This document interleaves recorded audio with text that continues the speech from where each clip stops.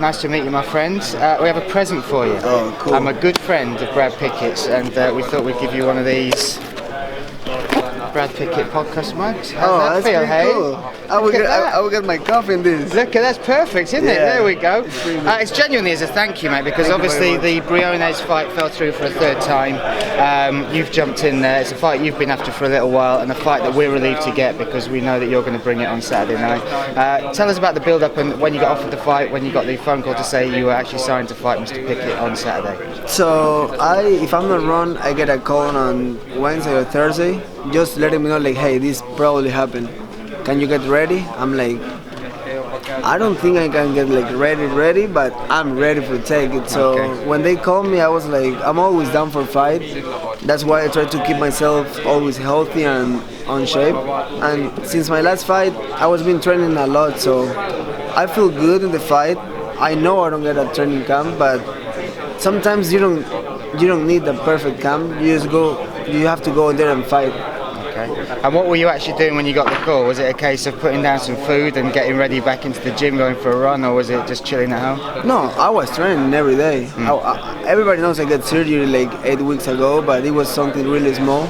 So I've been running and lifting weights the last 8 weeks. I wasn't sparring, but I wouldn't forget how to fight in a couple of weeks.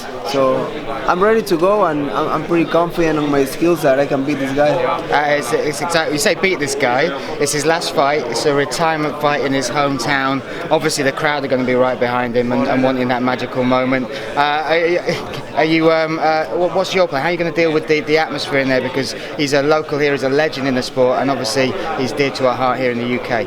Yeah, I know all that, but as soon as the cage is locked, there's no legend, there's nothing that the crowd can do. It's only two men fighting, trying to get the win, and I will be the one with the hand raised that night. Okay, and talk to me about his style, because obviously he's coming to the end of his career, you're really starting yours now.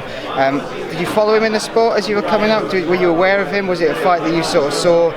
Because he's been a pioneer in this weight class for a long time. Sure. Was it a fight that you thought, that's a scalp that I'd like to take? Yeah, like I'm not a fan of nobody in my weight class. Like nobody. I don't admire nobody in my weight class. Give me the mug back, baby. Yeah. No, I will get my coffee here for sure.